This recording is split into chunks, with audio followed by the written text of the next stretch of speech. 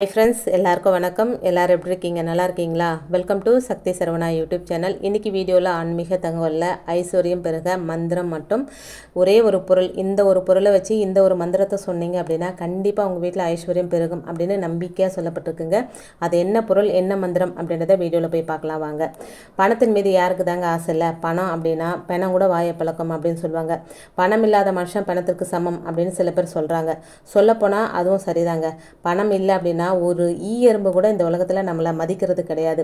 வீட்டில் ஐஸ்வர்யம் கடாட்சம் என்றென்றும் நிறைவாக இருக்க வேண்டும். தினம் தினம் பணம் நம் வீடு தேடி வரணும் அப்படின்னா என்ன செய்யறது? இந்த பணத்தை நம்மக்கிட்டேயே தக்க வைத்துக்கொள்ள ஐஸ்வர்ய கடாட்சத்தை பெறுவதற்கு தேவையான ஆன்மீகம் சார்ந்த ஒரு வழிபாட்டு முறையை தாங்க இன்றைக்கி நம்ம தெரிஞ்சுக்க போகிறோம். இப்போ தான் ஃபஸ்ட் டைம் என்னோடய வீடியோஸ்லாம் நீங்கள் பார்க்குறீங்க அப்படின்னா ப்ளீஸ் சேனலுக்கு சப்ஸ்கிரைப் பண்ணி சப்போர்ட் பண்ணுங்கள். இந்த வீடியோ உங்கள் ஃப்ரெண்ட்ஸ் அண்ட் ஃபேமிலிக்கும் ஷேர் பண்ணிவிடுங்க. ஐஸ்வர்யம் நம்ம வீட்டில் நிலையாக நிலைக்க ஒரு பரிகாரம். இந்த ஐஸ்வர்யத்தை நிறுத்துவதற்கு நமக்கு முதலில் தேவையான பொருள் ஒரு நெல்லிக்காங்க. இது ராஜவசிய பொருள் அப்படின்னு சொல்லுவாங்க. பெரிய நெல்லிக்காய், நாட்டு நெல்லிக்காய் அப்படின்னு சொல்லுவாங்க இல்லைங்களா, அந்த நெல்லிக்காய். அதை வாங்கி பரிகாரத்திற்கு பயன்படுத்துறது ரொம்ப ரொம்ப சிறப்பு வாய்ந்ததுங்க.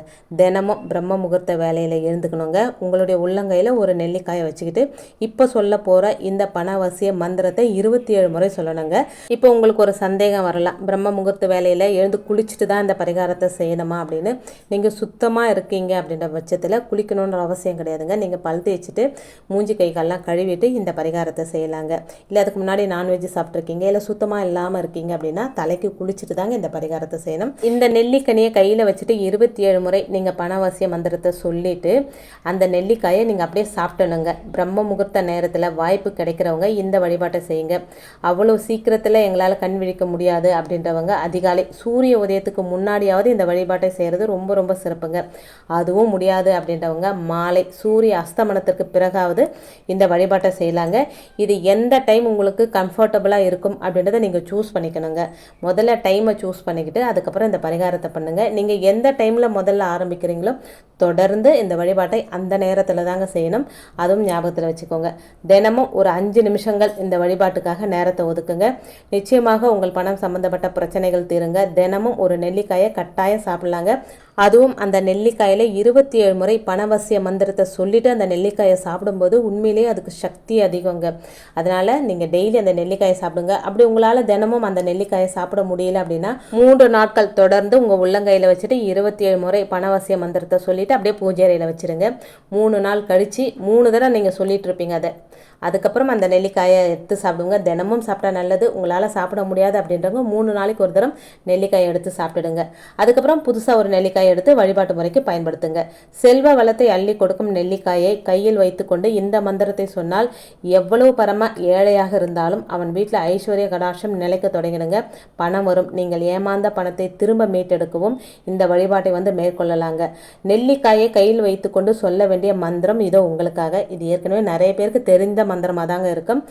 ஓம் ரீங் வசி வசி தனம் பணம் தினம் தினம். இன்னொரு தடவை சொல்கிறேன் பாருங்க. ஓம் ரீங் வசி வசி தனம் பணம் தினம் தினம்.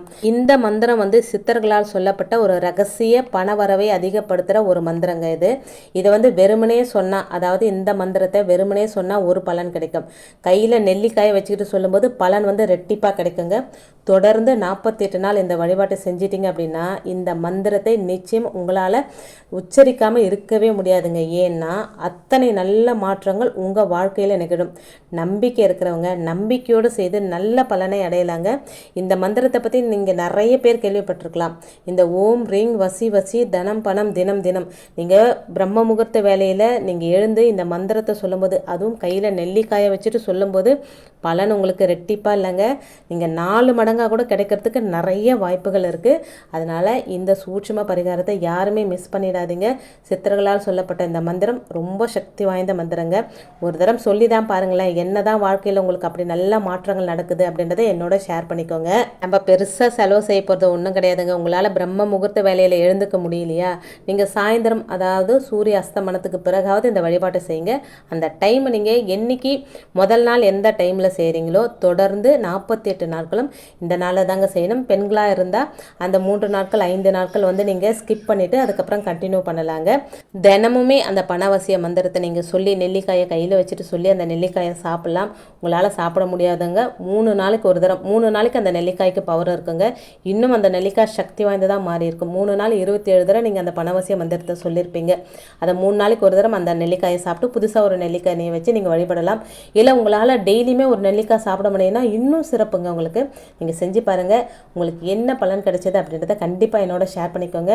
இந்த வீடியோவில் நான் சொன்ன விஷயங்கள் உங்களுக்கு பிடிச்சிருந்தது அப்படின்னா ப்ளீஸ் சேனலுக்கு சப்ஸ்கிரைப் பண்ணி சப்போர்ட் பண்ணுங்கள். இந்த வீடியோ உங்கள் ஃப்ரெண்ட்ஸ் அண்ட் ஃபேமிலிக்கும் ஷேர் பண்ணி விடுங்க. அவங்களும் பலனடையட்டும்.